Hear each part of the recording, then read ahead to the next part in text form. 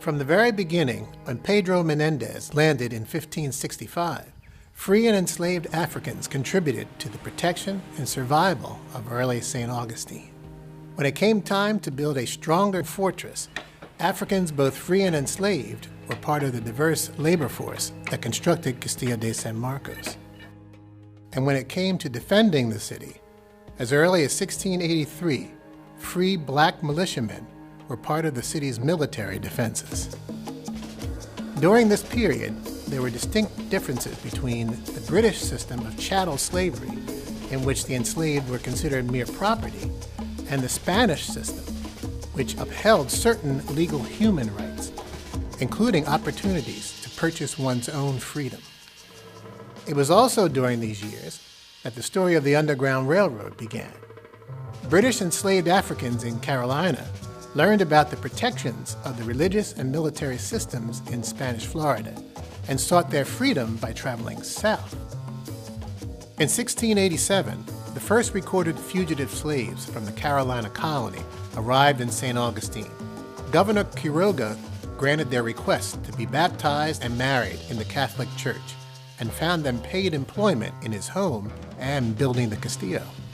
More and more fugitives arrived, and in 1693, King Charles II officially proclaimed that English runaway slaves would be given liberty, reinforcing St. Augustine's reputation as a destination for freedom. As a result, in 1738, Governor Monteano established Gracia Real de Santa Teresa de Mosé, the first legally sanctioned free black settlement in what is today the United States. The residents of Mosé would convert to Catholicism and pledge allegiance to the King of Spain. The fort's free black militia served as the first line of defense against the British, and the entire settlement followed the leadership of a formerly enslaved Mandingo named Francisco Menendez. Just 2 years later, British Governor James Oglethorpe invaded St. Augustine. And during what is remembered as the Battle of Bloody Mosé, the freedmen fought as they had sworn to the last drop of blood against the invading British, who would likely capture and return them to slavery. In the process, Fort Mosé was destroyed, but in the end, the British were unsuccessful in taking St. Augustine and retreated. The men and women of Mosé had proven themselves to be staunch defenders of the city of St. Augustine and the Castillo.